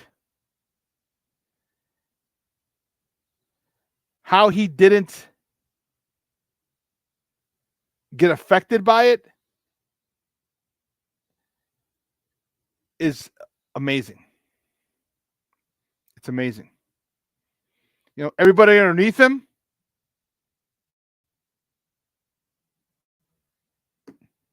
felt the wrath and the repercussions, but not him. All right, Brett Aldrich was a former video coach who was accused of sexual assault, of assaulting a couple of prospects. And he claimed he had no knowledge. Like, you mean to tell me that the owner, when they had meetings with the head coach, the general manager, the president about this guy, and the owner didn't know about it? The owner didn't know about those meetings? Come on now.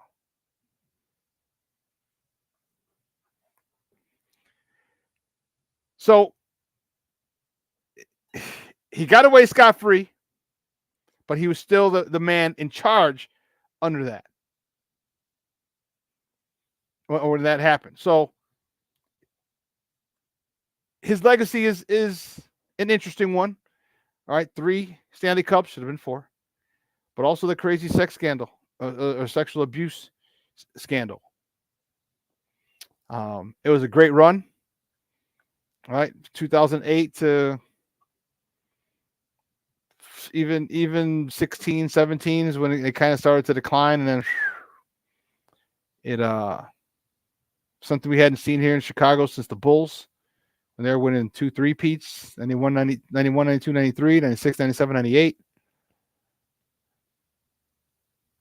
And he took them out of, and who did you say? Yeah, Junior. You said Wirtz was a dinosaur in the modern age. Yeah, he was. Or he was refusing. He was, yeah, he was a dinosaur. Yeah.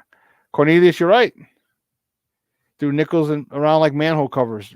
That was a famous phrase they use about Papa Bear. Same thing with Bill Veeck. All right. But it just wasn't forward progressive thinking, and they weren't on the cutting edge. They weren't on the forefront of what fans wanted. So it's a legend, definitely a legend here in Chicago. And don't forget that Wirtz have their distributing company, the alcohol. They have a distribution company, so you got to go through one of those. They're one of the 3 or 4 vendors you got to go through. And they got Wirtz Beverage. Yeah, that's huge, huge, huge here in the Chicagoland area. So they're making money hand over fist. So rest in peace. Thoughts and prayers go out to his family, the Wirtz family, on the passing of Rocky, who brought this team out of the prehistoric age, got them to the forefront, gave the city 3, should have been 4 Stanley Cup championships, signed a couple of future Hall of Famers, Duncan Keith. He didn't sign them. They were underneath. It was all on his watch. All right, Duncan Keith, Jonathan Toews, Patrick Kane. Okay. Probably 3 Hall of Famers right there on that squad. So, again, from Sports Zone Chicago, thoughts and prayers go out to the Wirtz family. But it's clearing up over here. I wonder how the weather is up north. If they're going to be outside, they're probably just going to be inside the Walter Payton Center because it was raining up there. I know Lester is in Kenosha, so he's right across the border, probably like 10 minutes away from Lake Forest. So I wonder if the weather's cleared up over there like it's cleared up over here. Like I said, I think they'll probably go inside. This makes sense. And it's supposed to get hot too. The sun's supposed to come out, so that'll help. That'll dry up the fields, and it should be out there again tomorrow. Junior lives up north. He's over on Harlem and Higgins. Oh, they're in the Payton Center. Yeah, I figured as much. That's cool. Yeah, I figured as much. Nomad, I'll DM you about later today. I'll DM you because I have a situation that I'm monitoring. So I'll let you know about 3:00 today. But man, I don't know how you cannot be excited. If you're a Cub fan, you're equally excited. You got the Cubs trying to get in the playoffs, trying to win the division and get in the playoffs. If you're a Bears fan, Bears football season is here. All right, Bears football season is here. And, we just talked about with Lester and with you guys here in the chat, there's a lot of high expectations. All right, and people don't, and let's not forget, competition brings out the best in everybody. Okay? Now, just because you didn't sign a stud 3-tech doesn't mean that we won't have great play from the 3-tech position. It doesn't mean that. Doesn't mean that at all. Okay? It could be a duet. It could be I just lost the word for it. A platoon. There you go. Because competition forces people to raise their level of play. And if you're at a certain level and you see a guy who's on your tails, your level of play is going to increase. Well, you know what? If your level of play increases, guess what? The other level of play, the level of play from the other guy doesn't want to get left behind, he's going to increase. And I'm not saying we don't have it, a stud 3 tech. What I'm saying is we don't have the big name 3 tech that people are like, okay, our 3 tech situation is taken care of. All right. Like if we signed Deron Payne last year, we're like, okay, great. Our 3 tech situation is taken care of. And it doesn't mean that we don't have a stud 3 tech. We might have, you know what? Here's the thing that I talked about. What if we just have some really good between above average and great defensive tackles? Not great, not superstardom, not Hall of Famers, but what if we have 2 or 3 above average to great 3 techs? It's a big difference. That makes this defense a hell of a lot better. Because we like to put people in categories. He's a stud. He's this, he's this, he's this. You give him a label. But sometimes you got players who are middling, okay? They're not, I'm in NBA. You talk about stars and superstars. You got stars and superstars. And you got people who are kind of like in between, kind of like a DeMar, like a Zach. What if we get some defensive linemen who are in between star and superstar, or above average and great, and we rotate those guys? That's a whole nother thing. That's a whole nother issue. So we'll see. We'll see how it plays out. But listen, 2 hours is coming and gone. I want to thank my guest, Saul Rodriguez, for coming out talking baseball with us. Cub fans, you should be happy as pigs in slop. Also concerned, are you going to trade? Are you going to be buyers? Are you going to be sellers? What are you going to do by the deadline next week? And I want to thank Lester Wilfong Jr. from Windy City Gridiron for coming on talking Bears with us. So, guys, we'll see you on Friday. Yesterday, my birthday was awesome. I was spending at the water park most of the day. I was tired. I'm still tired this morning. Tired this morning. Being in the water definitely takes something out of you. But I digress. Guys, we'll see you on Friday. Same bad time, same bad channel. So for everyone here at Sports Zone Chicago, I'm your boy, the Superback, Shawn Sierra. Peace. And we out.